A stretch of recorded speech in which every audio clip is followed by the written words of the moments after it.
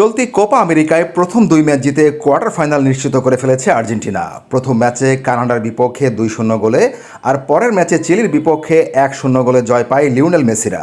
আগামী 30 জুন বাংলাদেশ সময় সকাল 6টায় গ্রুপ পর্বের শেষ ম্যাচে পেরুর বিপক্ষে মাঠে নামবে আর্জেন্টিনা। এই ম্যাচে খেলবেন না দলের প্রধান তারকা মেসি। তাকে কোয়ার্টার ফাইনালের আগে নিয়ম রক্ষার এই ম্যাচে বিশ্রাম দিয়েছেন কোচ লিওনেল স্কালোনি। এর আগে গত 25 জুন মেটলাইফ স্টেডিয়ামে চিলির বিপক্ষে হ্যামস্ট্রিংয়ে চোট পেয়েছেন মেসি। সেদিন সাইডলাইনে মেসিকে প্রাথমিক চিকিৎসা দিতেও দেখা যায়। পরে অবশ্য সমর্থকদের ভালো খবরই দিয়েছে আর্জেন্টিনা, জানিয়েছে মেসির চোট তেমন গুরুতর নয়। চোটে পড়ার কারণে বৃহস্পতিবার দলের অনুশীলন সেশনে যোগ দেননি মেসি। টিম হোটেলেই অবস্থান করেছেন 37 বছর বয়সী এই তারকা। মেসি জানিয়েছেন তিনি কিছুটা অস্বস্তি অনুভব করছেন, তবে খেলা চালিয়ে যেতে পারবেন।